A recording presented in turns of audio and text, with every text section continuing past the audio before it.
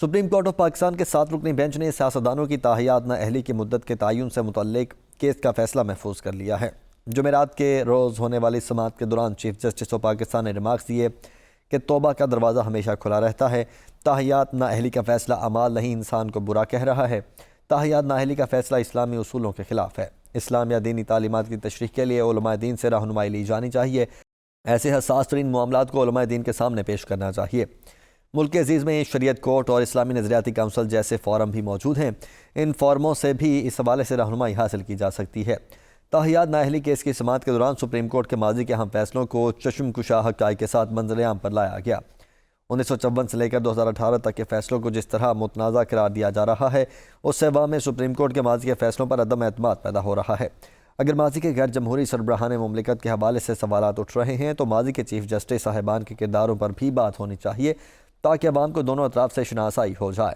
جن افراد کو پرویز مشرف نے چیف جسٹس آف پاکستان کے عہدے پر تعینات کیا تھا، ان کی تقرری پر بھی آئین و قانون کی روشنی میں اظہار خیال کیا جانا چاہیے۔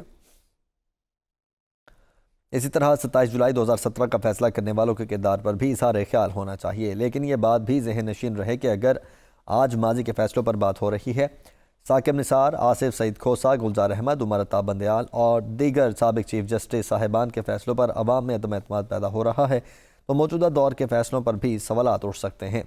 موجودہ دور کے فیصلے مستقبل میں اسی نظر سے دیکھے جائیں گے جیسے اب ماضی کے فیصلوں کو دیکھا جا رہا ہے۔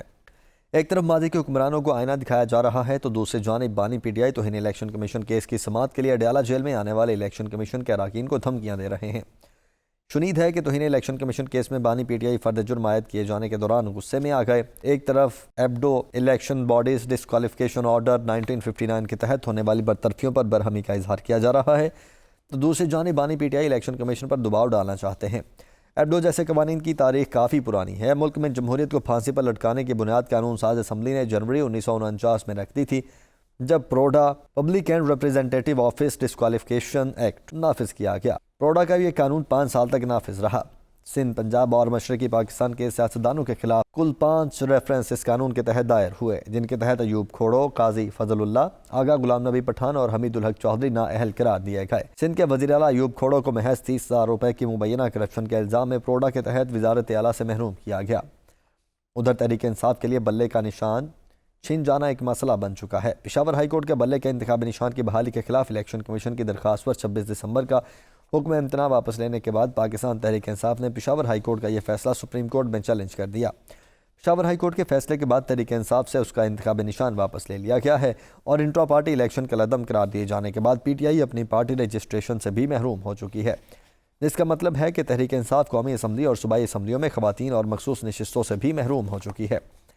پارٹی اپنے چیئرمین سے بھی محروم ہو چکی ہے، جبکہ الیکشن کمیشن نے 12 جنوری تک امیدواروں کو انتخابی نشان الاٹ کرنے ہیں اور 13 جنوری تک امیدواروں کی حتمی فہرست جاری کرنی ہے۔